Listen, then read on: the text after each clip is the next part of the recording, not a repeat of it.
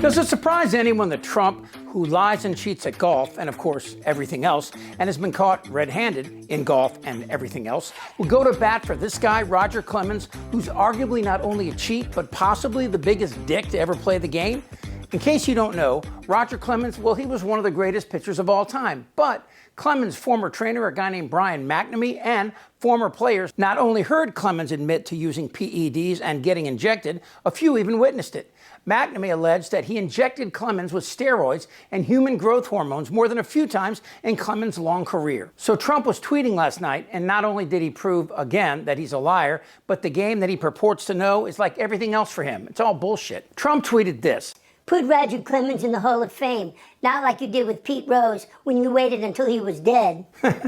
Okay, first of all, Pete Rose, who bet on baseball, including his own team, is dead, and he's not in the Hall of Fame, which, for the record, this is a big thing for baseball fans. The Hall of Fame is sacrosanct, and it's very hard for a player to get in. And it's even more difficult if you're Roger Clemens or Barry Bonds or Alex Rodriguez, because you're not only a cheater, you're a dick. But Trump's lengthiest and most insane comments came early Sunday as part of a spree in which he made 14 posts and doubled down on his recent call for Clemens to be enshrined in the Baseball Hall of Fame. So Clemens, again, who was identified by Major League Baseball appointed investigator George Mitchell as a steroid user, has been left out of the Hall amid this cloud of suspicion over his play. But he and Trump recently played golf, so Trump must have felt they were besties. So Trump tweeted this. Frankly, I think he has a major lawsuit against baseball. If it were me, I'd sue them.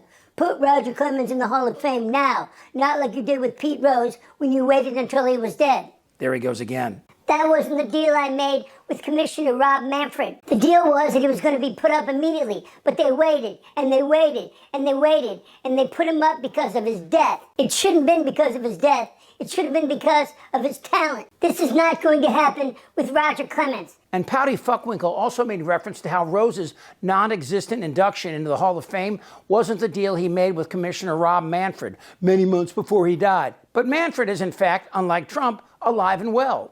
Again, Man Titty's brain is fried, because again, Rose is not in the Hall of Fame, and secondly, you can't sue Major League Baseball, not for this, because it's the sports writers who vote baseball players in, which means that if you cheat, you're most likely not going to get in. And if you're a dick like Roger Clemens, well, let's just say it's probably a draw as to which is most unlikely. Clemens in the Hall of Fame or Trump with a Nobel Peace Prize. There had been rumors, like when former Yankees pitcher Jason Grimsley accused Clemens of using PEDs.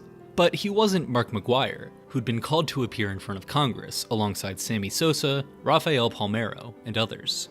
He wasn't Barry Bonds, who'd been indicted for lying about his use of steroids. And he definitely wasn't Jose Canseco, who had been more than willing to publicize his cheating.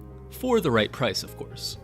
On December 13th, 2007, though, that would all change with the release of the report of the Commissioner of Baseball of an independent investigation into the illegal use of steroids and other performance-enhancing substances by players in Major League Baseball.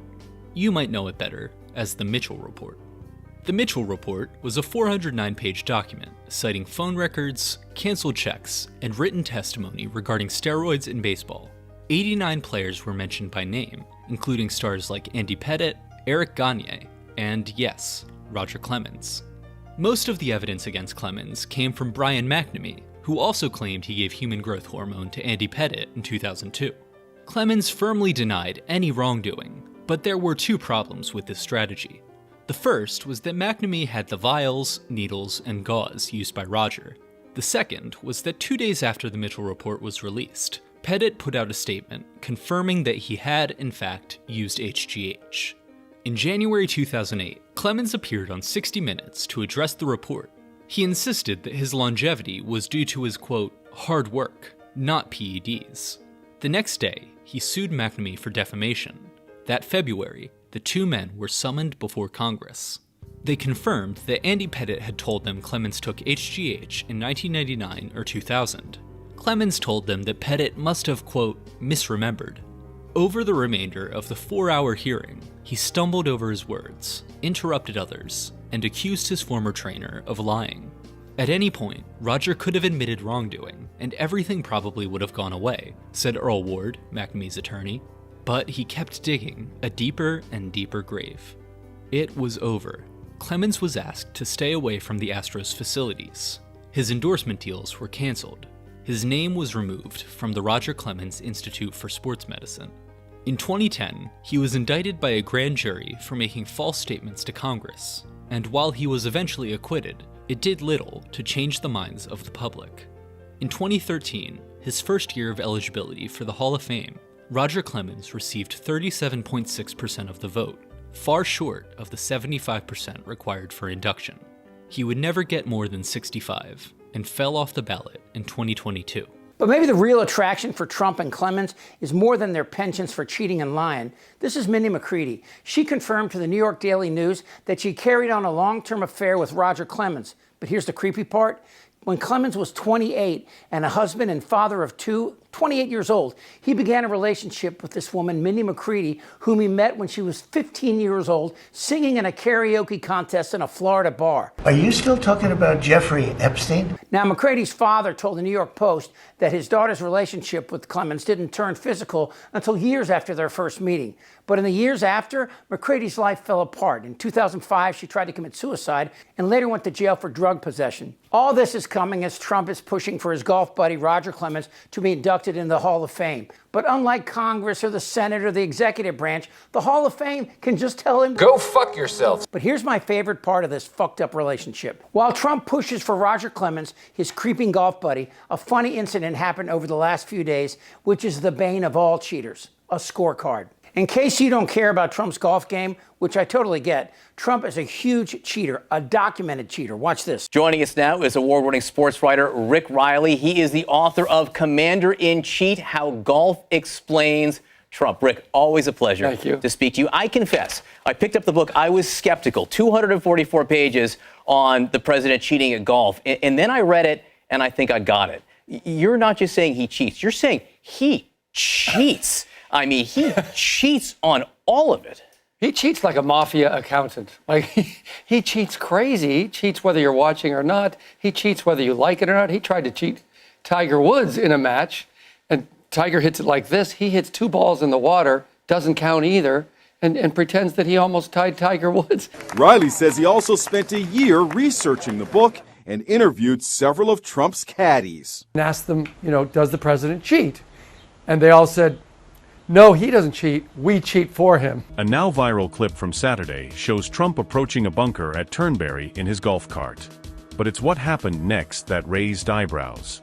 Behind him, a man in a red vest, reportedly his caddy, can be seen tossing a golf ball into the light rough, just near the bunker.